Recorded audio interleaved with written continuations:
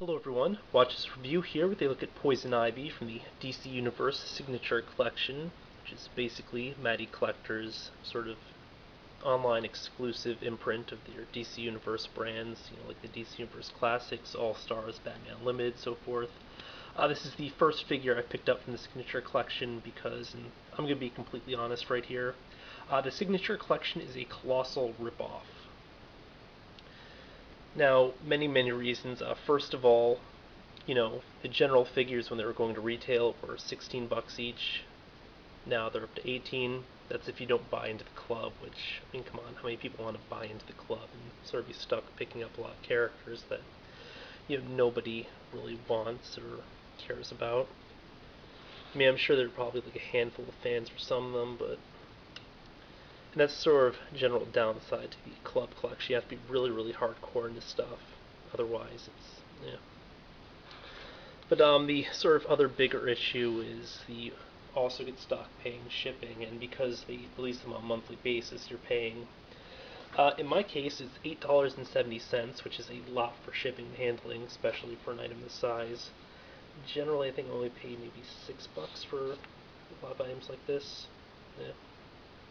7 at the most, and then of course $1.69 tax. $1.69 is not the tax rate for an item of $18 in my state, so I'm not sure where they even come up with this. But so it turns what you could have otherwise bought at retail for 16 bucks, then whatever your tax rate, into something that's nearly $30 for. This just isn't worth 30 bucks. But you kind of do have to have Poison Ivy, and it's these things that you sort of get stuck doing. Yeah. At any rate, this line doesn't have any real large accessories, no collecting connects, so.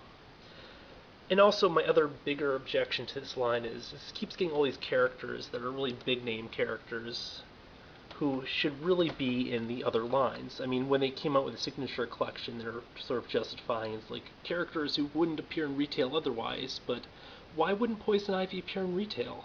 I mean, they have the Batman Unlimited line. Why wouldn't she just go in there? I mean, you can't argue that sure the character's too unknown or something, because that line has Catman. How many people know who Catman is?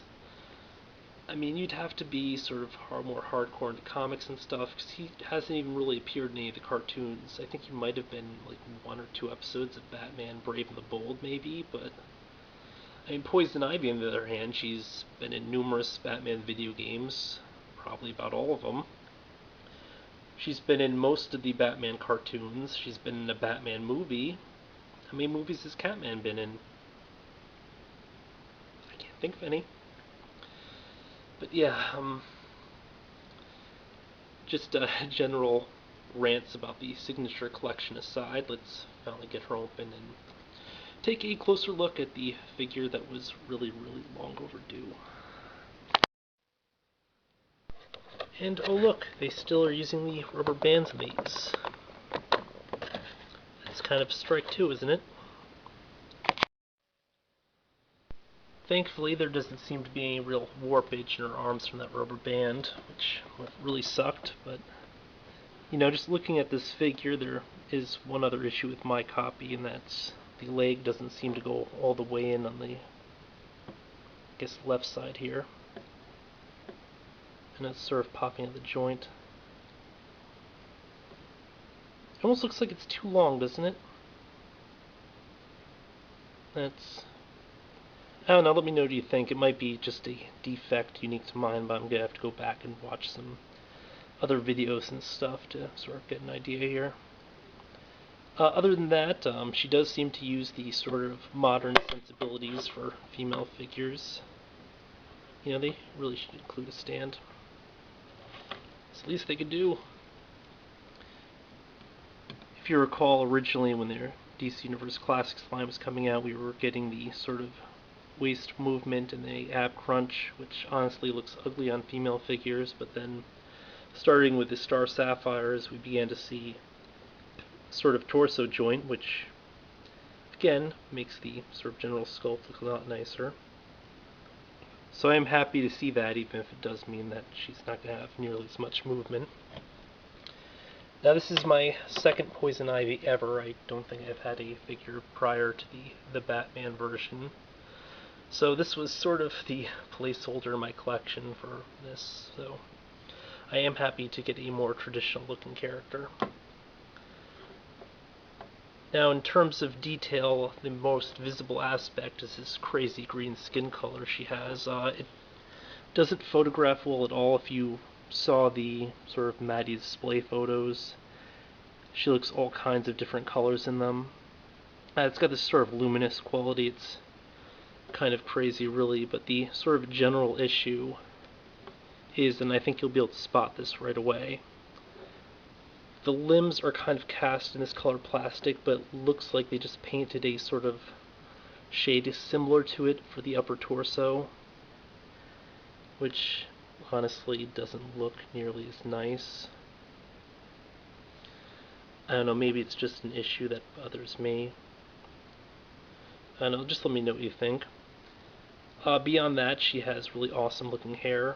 It's got great sculpting, lots of color, it's got some deep brown shading and stuff. Then of course it has little leaves intermingled, really cool. The little chains of this figure refuses to stand up. Again, I think it's because of that joint.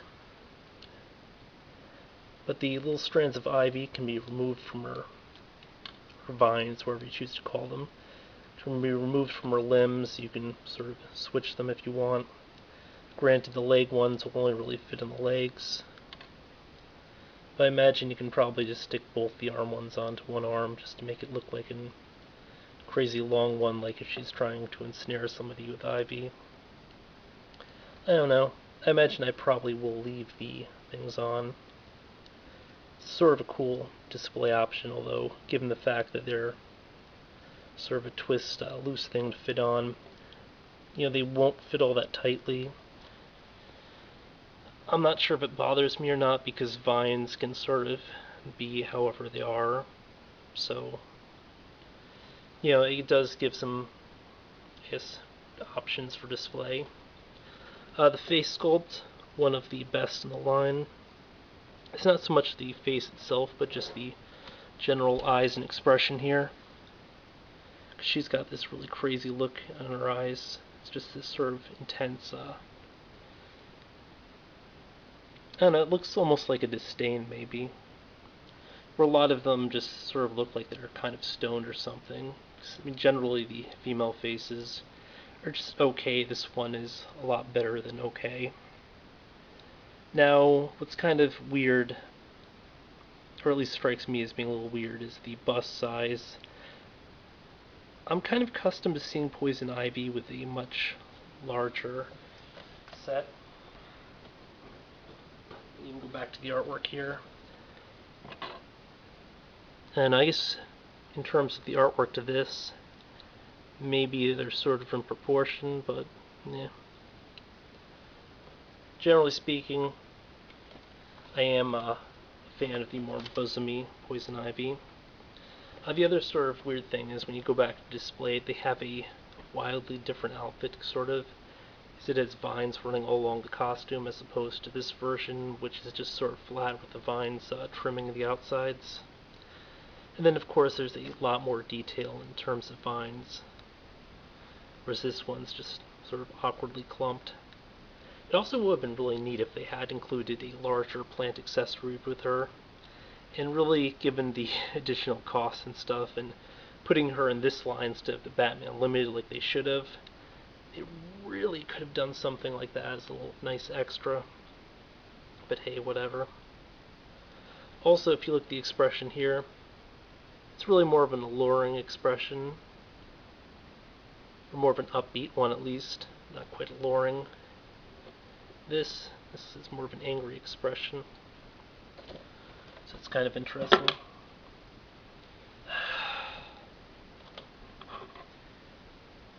The character does feature painted toes, but the paint apps are very uneven. It looks like they just sort of slapped paint wherever they wanted to. Then again, it looks like they might not have even sculpted in the toenails.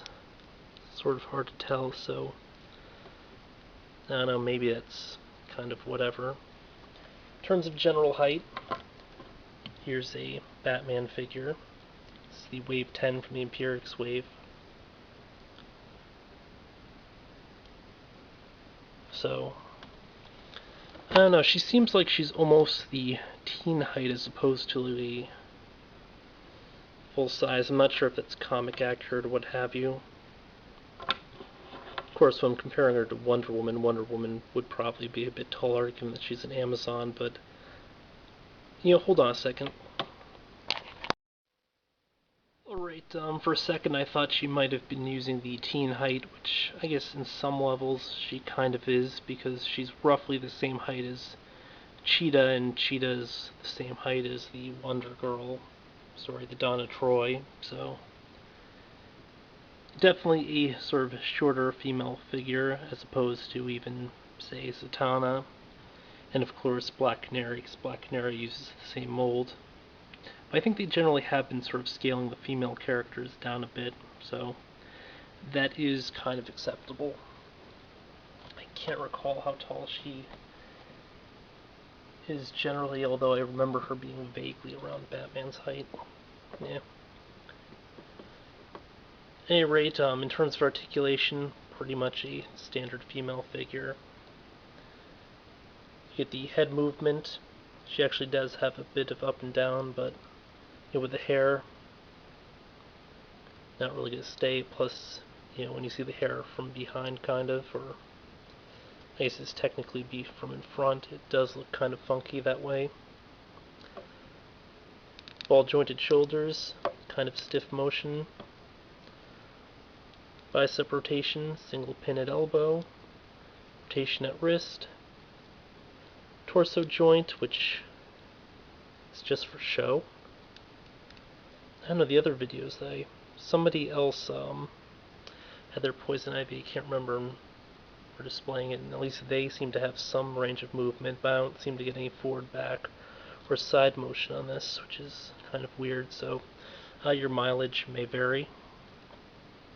Now on the leg that works properly, she gets a sort of full outward and forward, almost no back. I guess due to the sort of sculpting on the back here. Oh, and they have all her information on the back there, which kind of sucks, but I guess it's covered most of the time, so no biggie. Point above the knee, single point at the knee, and then a point down here at the ankle. All in all, it's a decent enough rendition of Poison Ivy. I dare say even a good rendition, well, except for the fact that you clearly have a different paint color here versus the arms. Again, my just general complaint is she never should have been in this collection. She should have just gone to the Batman Unlimited line.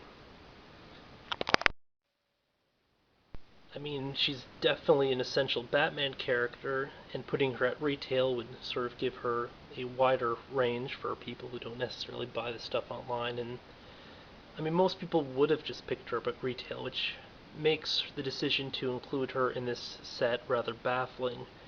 And the biggest possible reason, I think, was just so they could have some big exclusive to push people into the club, at which point it's basically like withholding figures, which is sort of the same practice as game developers coming out with a video game and then having day one DLC, which is really a terrible practice.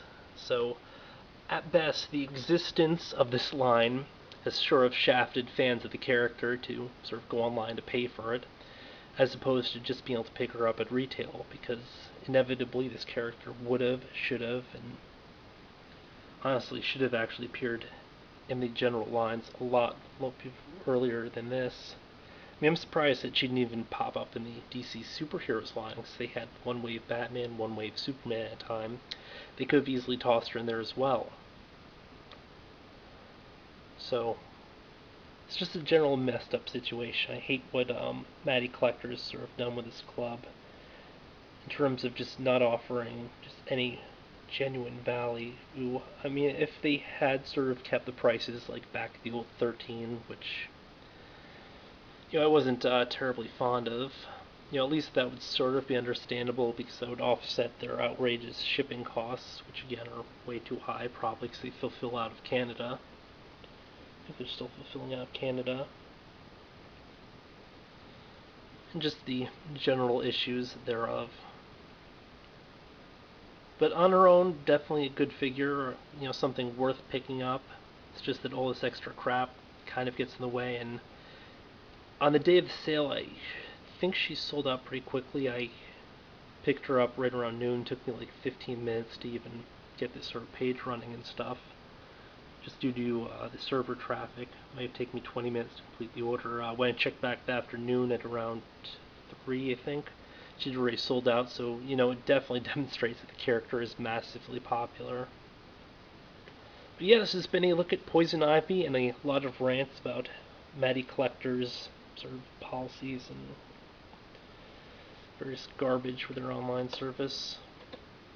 Actually, no, the worst wasn't even this. The worst was the time that, if you remember, they were also reissuing some of the DC Universe classics on the website, and they were opting to sort of price them at the same price they had the DC Signature Collection, which is even more messed up. So figures that were available on Amazon that day for 15 or 16 bucks, they're trying to sell on their site for 18, in addition to the rip-off shipping.